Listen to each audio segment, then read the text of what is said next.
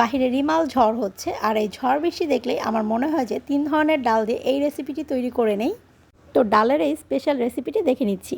চুলায় একটা প্যান গরম করে নিয়েছি, এর ভেতর হাফ কাপ পরিমাণ মুগ ডাল দিয়ে দিচ্ছি। মুগ ডালগুলোকে 4 থেকে 5 মিনিটের জন্য ভেজে নিচ্ছি। আর কালারটা যখন ঠিক এরকম থেকে এরকম লালচে কালার হয়েছে তখন বুঝতে হবে যে মুগ ডাল ভাজিটি হয়ে গেছে। কালারটা যখন এরকম হয়েছে তখন এটাকে নামিয়ে একটা বাটিতে নিয়ে নিচ্ছি।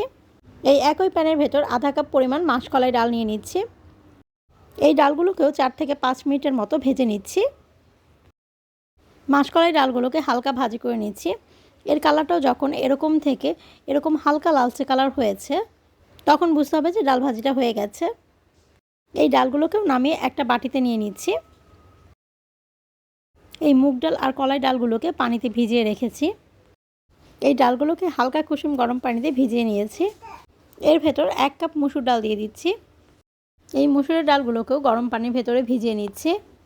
ডালগুলোকে এভাবে গরম পানিতে ভিজিয়ে রাখার ফলে ডালগুলো কিন্তু খুব তাড়াতাড়ি সিদ্ধ হয়ে যাবে। এভাবে ভিজিয়ে আধা ঘন্টার জন্য রেখে দিচ্ছি। চুলায় একটি হাঁড়ি বসিয়ে নিয়েছি, এর ভেতর 1 কাপ পরিমাণ সরিষার তেল দিয়ে দিচ্ছি। এই রান্নাটা সরিষার তেলে করলে বেশি টেস্টি হয়। এই গরম সরিষার তেলের ভেতর 1 কাপ পেঁয়াজ কুচি দিয়ে দিচ্ছি। পেঁয়াজটাকে কিছুক্ষণের জন্য একটু ভেজে নিয়েছি। এরপর এর ভেতর 4 থেকে 5টা এলাচ দিয়ে দিচ্ছি, আর 3 থেকে 4 টুকরা দারুচিনি দিয়ে দিলাম, আর কিছুটা পরিমাণ জিরা দিয়ে দিচ্ছি। এরপর এর ভেতর 1 চা চামচ রসুন বাটা, আধা চা চামচ আদা বাটা দিয়ে পেঁয়াজের সাথে ভালোভাবে ভেজে নিব, যাতে করে এর ভেতর আদা রসুনের কোনো কাঁচা গন্ধ না থাকে। এর ভেতর লবণ দিয়ে দিচ্ছি 1 চা চামচ। পেঁয়াজটা যখন ঠিক এরকম ভাজি হয়ে গেছে, হালকা লাল লাল কালার চলে এসেছে, তখন যে ডালগুলোকে ভিজিয়ে রেখেছিলাম এই ডালগুলোকে এর ভেতর দিয়ে দিচ্ছি। ডাল দিয়ে দেওয়ার পর এর ভেতর ধনিয়া গুঁড়া দিয়ে দিচ্ছি আধা চা চামচ, মরিচের গুঁড়া দিয়ে দিচ্ছি 1 চা চামচ। এখানে আপনারা চা চামচ দিয়ে মেপে নেবেন। আর এর ভেতর আধা চা চামচ গরম মশলা গুঁড়া দিয়ে দিচ্ছি। মশলাটা দিয়ে দেওয়ার পর চাল আর ডাল ভালোভাবে ভুনে নিচ্ছি বা কষিয়ে নিচ্ছি। যখন ডালটা এরকম ড্রাই হয়ে গেছে তখন এর ভেতর 2 কাপ পরিমাণ পানি দিয়ে দিচ্ছি। ডালের ভেতর পানি দিয়ে দেওয়ার পর এটাকে ঢেকে ভালো করে সিদ্ধ করে নিব। ডালগুলো খুব ভালো করে সিদ্ধ হয়ে গেছে। এর ভেতর 1 কাপ পরিমাণ পোলার চাল দিয়ে দিচ্ছি। পোলার চালটা আগে থেকে ধুয়ে পানি ঝরিয়ে রেখেছিলাম। পোলার চালের পরিবর্তে এখানে যে কোনো চাল, ভাত রান্নার চালও নিতে পারবেন।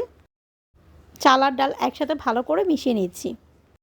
চাল আর ডাল ভালো করে মিশিয়ে নেওয়ার পর এর ভেতর 2 কাপ পরিমাণ পানি দিয়ে দিচ্ছি। এখানে অল্প পরিমাণ পানি দিয়েছি শুধু চালটা ফোটার জন্য। ডালটা কিন্তু আগে ভালো করে সিদ্ধ করে নিয়েছি। আর এর ভেতর কয়েকটা আস্ত কাঁচামরিচ দিয়ে দিচ্ছি। এরপর এটাকে ঢেকে চালটাকে ভালো করে ফুটিয়ে নিচ্ছি।